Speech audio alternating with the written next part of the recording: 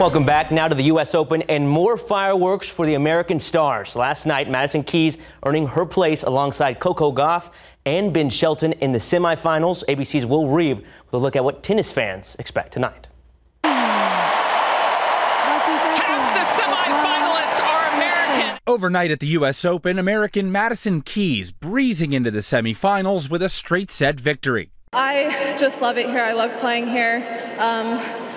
I mean, in front of a home crowd, you can never feel like you can't get out of any situation. Next up, a tough test against Aryna Sabalenka, the world's #1 player. That is good. In the other women's semifinal is 19-year-old phenom Coco Gauff. 6-love, 6-2. Squaring off against Karolina Muchova, leaving open the possibility of an all-American women's final.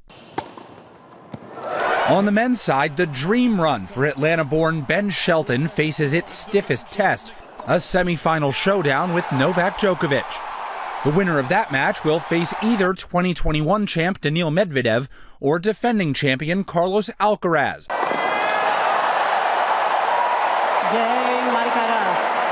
Who won in straight sets over Alexander Zverev last night. Some tough battles ahead for the biggest stars in tennis on the biggest stage in tennis.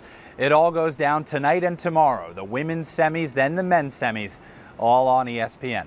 Will Reeve, ABC News, Queens, New York. Snapchat revealing that it is putting new safeguards in place, how these changes are supposed to help protect our teenagers. Oh my God. And a dramatic rescue caught up close on body camera. A North Carolina police officer pulling an unconscious truck driver from his burning vehicle. How he raced against the flames to save him. New today at 5, before you fill up your dog's bowl for mealtime, take a look at the bag. There are recalls on dog food and other important items that might be in your home. What you need to know today at 5 after Entertainment Tonight.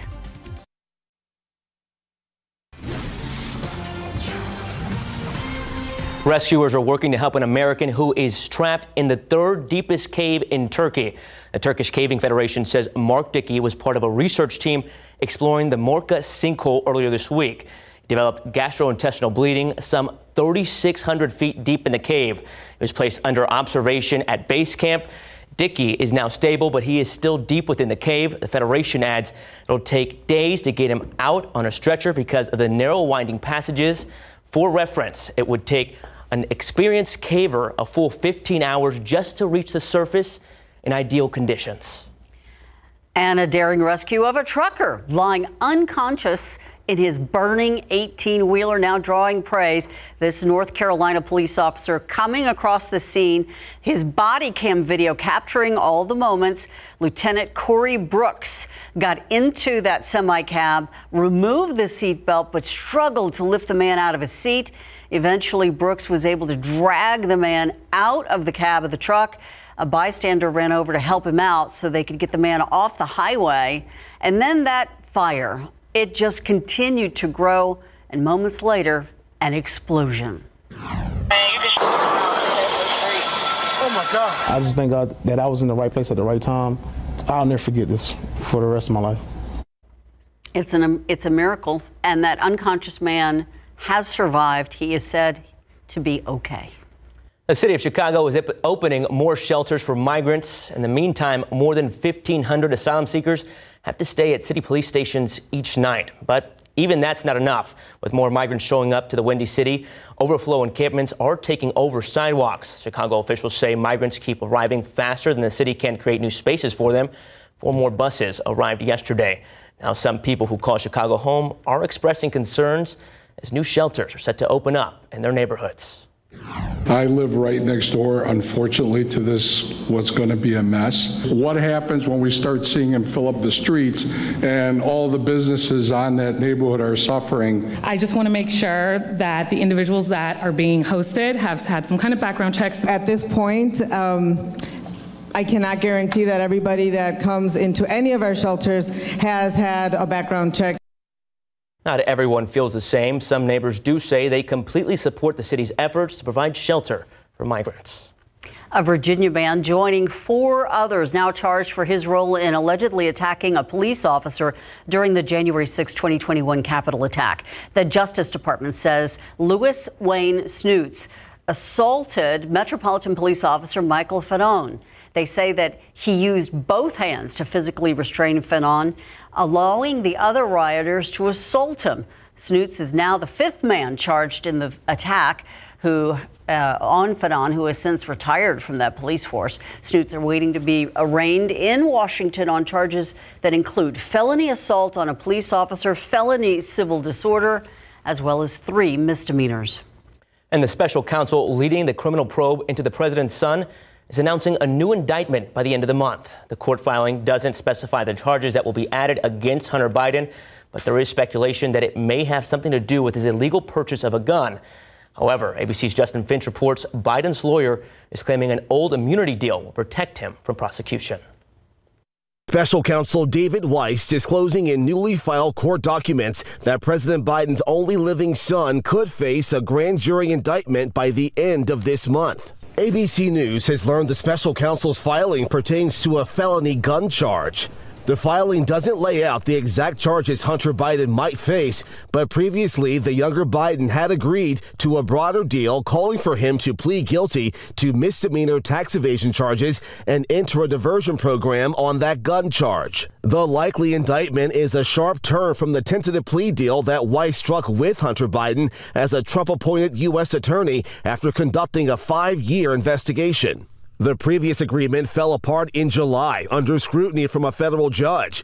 Weeks later, Attorney General Merrick Garland named Weiss special counsel in the case. I have concluded that it is in the public interest to appoint him as special counsel. In a court filing the same day, Weiss indicating plea negotiations with the president's son had ended, telling the court the parties are at an impasse and that the government now believes the case will not resolve short of a trial.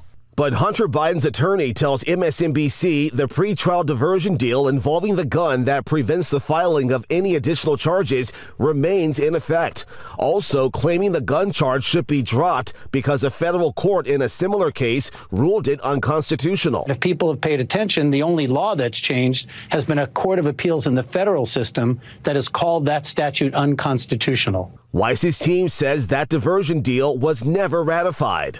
The special counsel is also expected to reintroduce tax charges against Hunter Biden at a later date in either Washington or California. Justin Finch, ABC News, Washington.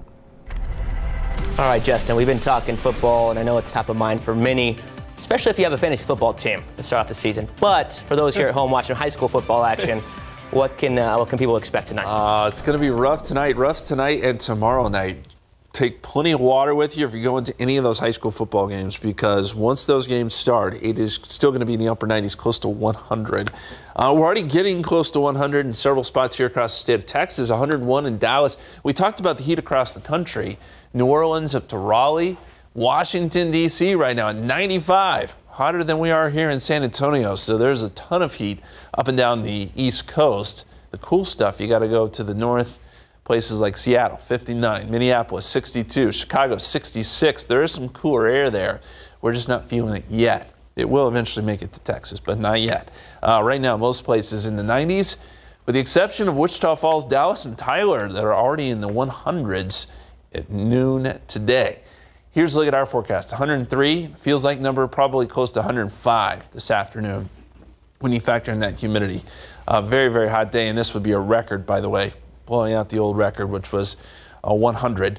105 is what we're forecasting tomorrow. The old record, 101. That's going to be taken down. That was from 1993.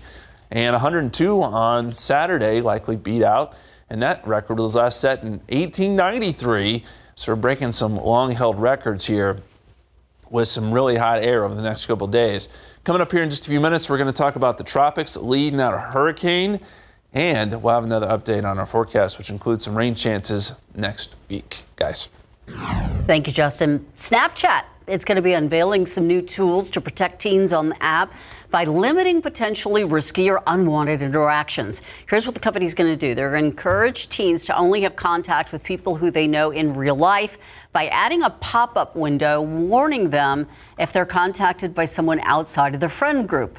There will also be resources to help the company find and remove accounts that promote content that it considers unsuitable for kids. And it's introducing a strike system to help eliminate content deemed inappropriate and ban accounts trying to skirt the app rules.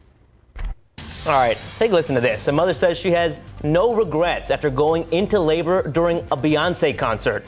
Why she says she didn't even realize until after the show that she was actually in labor. The summer travel season seems to have cooled off a bit. So if you held on to making plans or held off on making plans, it might be time to start booking your flights. We're going to take a look at the deals you can score over the next couple of months.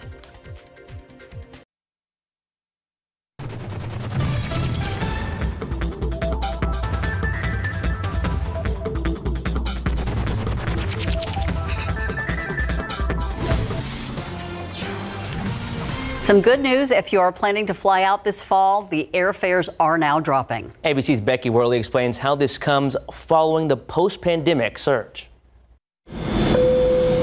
Time to put away and stow your carry-on luggage. Airfares are finally beginning their descent. According to an analysis by the travel app Hopper, ticket prices across the board are down 10% from 2019 and 9% from last year. Some of that may be seasonal. Every year around the end of August, people stop booking travel. They're headed back to school, back to work, headed into the end of the year, starting to think about the holidays and not thinking about booking travel for September and October. So historically, airlines, hotels, even rental car companies to a degree drop prices. But Hopper attributes some of the domestic travel cost discounts to the fact that people went big on international trips this summer, reducing domestic demand. Right now, we're seeing airfares are incredibly low, especially for trips taken in September and October. Domestic airfare has dropped about 29% from this summer. That's about $87 per ticket, less expensive than trips taken in June, July, August, the peak summer months. She points to round-trip deals as low as $174 to New York, down 34% from the summer. Want to head to the West Coast? Los Angeles with fall fares as low as $179. That's down 40%. Even international trips to London going for $677. That's down 35% from the summer. And one major tip. Keep January in mind. January is absolutely the cheapest month of the year to take a trip. Who would want to leave this wonderful weather?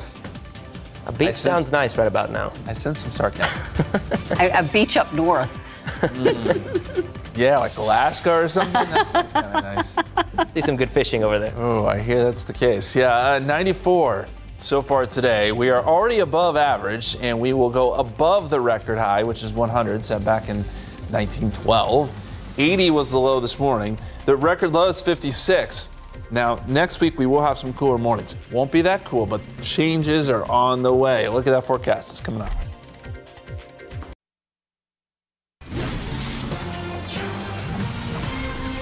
All right, you hear it over and over. It's hot, record-breaking, but good news. Next week, something to look forward to.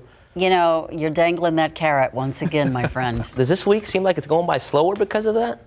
It does. It really does. Just at a crawl. Yeah, it feels like next week can't get here fast enough. And it is going to take probably until Wednesday and Thursday of next week for us to really feel like a temperature difference. But yes, it is on the way. And the tropics, well, they've really heated up. We talked about Lee being a big deal, and it is looking healthier and healthier by the minute. When I tell you this thing rapidly intensified, it went from looking like a fairly ragged hurricane to a very classic looking hurricane with an eye, and this is going to be a major hurricane here soon. Good news here is it probably stays out over open water. First, though, I want to point to the fact that we have another wave here that is expected to develop. It's going to turn north into the Atlantic. Shouldn't be a problem. What about Lee? Where is it going? Well, right now it's Category 2. Storm winds are at 105 miles per hour, gusting to 125. It's moving west-northwest at about 15 miles per hour. The track does take it north of the islands, and by Tuesday, it's a Category 4 storm, winds of 140 miles per hour. Notice, though, that the Hurricane Center does think this will be a Cat 5. Okay, so this is going to be a monster of a storm. The good news is it will really only affect the fish because it is expected to stay out over open water until it gets far enough north. Now, at this point, it will probably be weakened, and these are some of the computer models way into the future here. But it does take it potentially up into Canada. And New England still should keep an eye on this, as well as the island of Bermuda. But that is a big, big storm. It is not affecting us here in Texas. It won't affect us here in Texas. And right now, we've got 94 degrees outside. Heat index is at 99. New Braunfels, man, 96, feels like 105 already. You can imagine that heat index is going to go up quite a bit more, so be prepared for some big heat there. Seguin, 94, feels like 101. Bernie and Kerrville in the 90s as well. Heat index not as severe, but hot nonetheless. No cloud cover. I mean, you find maybe a few clouds here and there. And I think east to San Antonio, there could be a couple of isolated storms that pop up today. We're not expecting anything here locally. 95 Kerrville, 93 in Uvalde, 95 Carrizo Springs right now, 98 in Austin. And the temperatures in the mid-90s for the most part here in Bexar County. I do want to let you know the winds will pick up a little bit this evening and tonight. That's been the case over the last week or so. You see the sort of the calm winds during the day, and then once we get towards dinner time and into the nighttime hours, the winds will start to get a little breezy and gusty. Not really a big deal other than to say when those winds pick up, the fire danger picks up a little bit. So just something to watch. Yes, we still do have a fire danger here locally because of these hot temperatures and the dry conditions. 106 in Dallas today, 107 in Wichita Falls, 103 in Del Rio, 105 in Laredo. I mean, just baking hot for most of us here in the Lone Star State. And here's our futurecast. It's still going to be hot tomorrow, still triple digits across much of Texas. But as we get into the weekend, things start to change a little bit. We get a weak frontal boundary that doesn't necessarily move through, but it could kick off some showers and storms Saturday and Sunday. We're also going to have to watch for a couple of strong storms. Now, severe weather is not going to be widespread or anything like that. In fact, anything we see is going to be very isolated. But if a storm does pop up, it could produce some gusty winds. So we'll watch for that over the weekend. Then as we get into Monday, I think Monday's probably a fairly quiet day, just isolated stuff. But by the time we get into Tuesday, here comes our next front. This one actually moves through, and by Tuesday night and the Wednesday morning, we should have some showers and storms as it does move through South Texas. And then we'll maybe get some cooler temperatures by Wednesday into Thursday. That's the idea, still with some rain chances as well. So this is all good. Here's the extended forecast. 105 Friday, 103 Saturday, 102 Sunday. Rain chances Monday and Tuesday. Our best rain chance at the moment, Wednesday, with a high of 92. We'll be right back. A California mom went into labor on Labor Day, and not only that, her contractions started while she was at a Beyonce concert. Sarah Francis Jones didn't want to miss Beyonce's birthday show at SoFi Stadium, and even though she was pregnant and nearly due, this was very close to her due date, but baby Nola had other ideas. At first, Jones thought she was having false contractions during the concert, but on the way home, she knew she had to go to the hospital right away. I feel great, actually. I feel like I wasn't prepared, obviously, for this, but I'm so glad that she's here. Once I saw her, I was like, it was all worth it. It was all worth it. It had to be like a perfect set of circumstances. We're at Beyonce's birthday concert on Labor Day, and then I go into labor with my Virgo baby. I'm a Virgo. So it just made sense. I was nervous. This is my first baby, so I was just like, I want to make sure I'm doing everything right. I may or may not have sped past some red lights on accident. Wow. All right. Jones says she started going into labor when Beyonce started singing her song, Virgo's Groove. Safe to say that both Sarah and the newborn are now proud members of Queen Bee's Hive. Absolutely. Forever. And perfect timing. Yeah. You know who else is a big fan of Beyonce? I know Mike loves all the single ladies. He knows all the dance moves, We were going to change the name of it to all the pregnant ladies, since she was pregnant. So I have to stand next to him, you guys. Okay. National Beer Lovers Day. Let's change the subject. Yes. And Holland Lawrence, owner and brewer of Wild Barley Kitchen, is here. And we've got beer with burgers, beer with bread, and beer with sourdough cookies. That's right. We have a great pale ale that pairs really nicely with a nice sourdough chocolate chip cookie. And I thought it was just a glass of milk with that. So, and Chef Brian West is here. What are you making? That looks like it goes well with beer too. It does actually. It's pimento cheese fritters. They're absolutely wonderful. And if you're going to fry something, get a little tip. Yeah, so if you're dealing with like a big thick batter like this, it's always a good idea to kind of dip your trigger scoop in there first before you go in so it doesn't make it much cleaner. Okay, we're going to tell you all about that. And 99 Asian Bistro is here, and we are going to be making omurice, which is trending right now. And we've got some puppies as well. We're going to tell you how you can help them out coming up.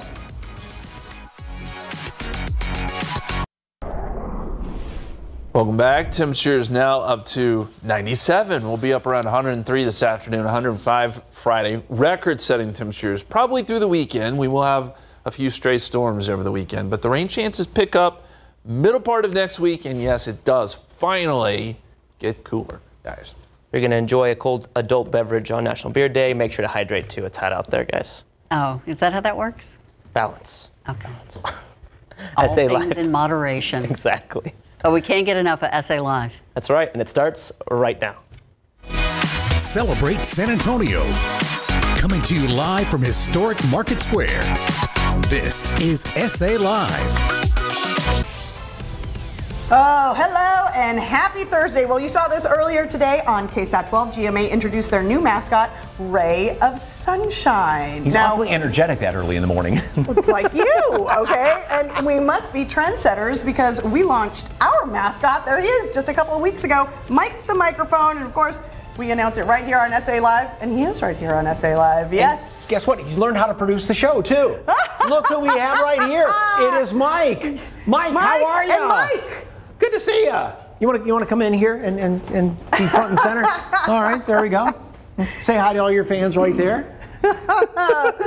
Well, that's Mike, and I'm Fiona Gorsiza, yes. Okay? Two Mikes and a Fiona walk into a TV show. Watch the hot oil here, Mike. So, yes, okay. Okay, go produce the show. Thank you very much. So we love you. Speaking of mascots. Yes, indeed. Of course, UTSA is playing Texas State. Of course, Texas State came off that big Baylor victory last weekend. And a lot of pro football starting tonight. Lions, Chiefs. We've got high school. What's your favorite team? I thought we were just swaying together. Okay. I know. All right, so for our question of the day, give a shout out to your home team, whether it's college, football, high school. Yep. Let us know, all right? And if you got pictures, that QR code. If you got pictures, send those in too. Yes. We always like pictures. So, all right, our first guest today is bringing all the dreams of foodies out.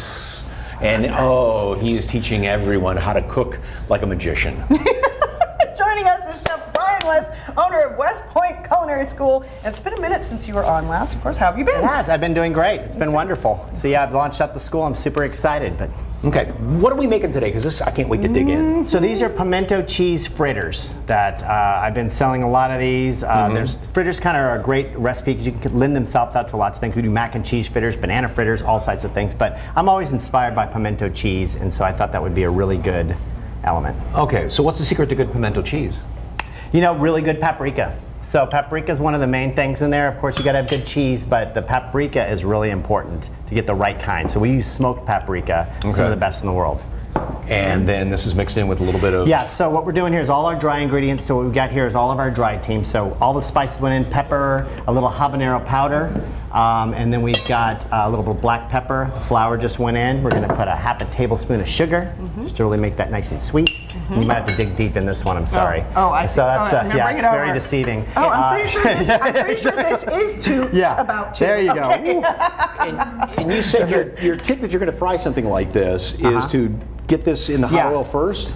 Yeah, you're going to want to heat that up. So actually when you start scooping it, and then get your hand on the trigger. Okay. Finger on the trigger, definitely. It's trigger scoop. Then right in, nice and gentle. You want to make sure you're right by the oil so that you don't let it splatter anywhere. Okay. And you said don't fill it up the whole way, right? Yeah, you want to put just enough because the fritter batter is actually going to cool down the oil, and then it's going to, slow down the cooking process. Okay, and they puff up a little bit as well. Yeah. And the difference between a fritter and a hush puppy? Cornmeal and texture. So a hush puppy is going to be much denser. It's really almost like a mashed potato. Yeah. A fritter kind of lends itself out to kind of an appetizer or something like that. So. Okay, you made some earlier, and did. what do they get dipped in right here? So I just made a little homemade buffalo sauce, and then I topped them off with a little smoked paprika powdered sugar. Okay, how is it? Oh, wow. That's good, right? You said that with the paprika and the powdered sugar Yeah, on it's there, amazing. how the flavors mix all together. Oh, heavens Yeah, to I know. Betsy. I wish good could cover it. All right, so I poured pimento in, cheese, going in. with the egg, In right? there, yeah, all in there, yeah. So yeah, the milk, there was a little egg sneaking in there. And then I'd throw in that corn pico just to give it a little crunch and some fun. Okay. And then I think I would use the spoon. Just go ahead and start stirring it up really well. And that's another cool trick if you want to show them down there. If you're stirring it, you really want to stretch out those glutens in there. So it gets really kind of stretched out, and that's what helps it all kind of be cohesive whenever you're frying it. So unlike pancake batter where you don't want to have it all gluey like that, you get this so it's you want like this stretchy and gooey. Okay. So. All right. Tell us about the new culinary school. Yeah, so I'm super excited. I just launched it this year. So I'm doing two aspects of the culinary school. One is what I call the food enthusiast program. So these are just people that want to come in and learn more about cooking. It's a one-day event. It's a lot of fun, little beer and wine. We have a great time. And then I have a professional side as well that I'm super excited about. And I have 5 students that are going to be working with me for the next 9 months. And we go through lecture points. Anything you will learn in culinary school, you're going to learn with me, but it's more hands-on. And you also get paid while you're doing it. So it's kind of a sweat equity kind of culinary school as opposed to paying that $100,000 price tag that you normally do. And having been in the restaurant business too, you kind of teach them what it's like in the trenches, right? Absolutely, and as long as they stay through the program, it's they do give me a $500 deposit, but at the very end of the program I give that right back to them, and then I help them launch their careers out into the field with lots of chefs, because we're all friends, most of us, and so we like to work for each other. Some of us are kind of jerks, but. So of course you cater. You have a favorite event that you cater? I love doing the Fiesta events, of course, and I also do the polo event during Fiesta, so I do quite a bit. I do a lot of stuff inside my space too, so I have a venue now too called West Point, and that's where you can actually have a party there as well. So we love doing the catering in our own house. And as far as the cooking school for the amateurs, what do they learn? Is it somebody that can't even boil water can come there and learn? Yeah, it is soup to nuts. We did a pizza class, a craft pizza class. We made the dough, we made the cheese, we made all the sauce in class, and there are people that came in there that were like, I barely know how to hold a spoon, and their pizzas were fantastic. So. Do you teach them how to make these things? Absolutely, I can teach you anything. These things, oh my God. We can even do yoga if you want. No, I'm gonna eat the, oh God, this is good. Hey, Chef Brian West, thank you so much. For more information on West Point Culinary School, just head to our website, SALive.com, and click on the As Seen on SA Live tab, where we've provided a link, or just scan that QR code on your screen. I could eat those things by the dozen. All right, earlier this week, we took you over to Box Street All Day. Great restaurant right there at Hemisphere, and for some of the brunch favorites that they have. And now our Jen Tobias-Strusky shares part 2 from the foodie favorite spot, and it's all about the drinks.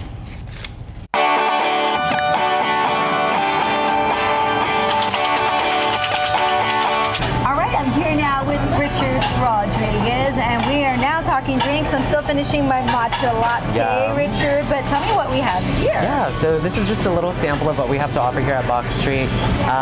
Starting here, we'll start with our Caroline's Hat. It's one of our most popular signature drinks that we have. It's got strawberry, gin, lemon juice, and then just a little bit of simple syrup to sweeten it up, topped off with a sparkling rosé and some Topo Chico to keep that bubble magic going on. And then a nice mint and strawberry as a garnish just for some aromatics, a nice little snack to have as well. Yes.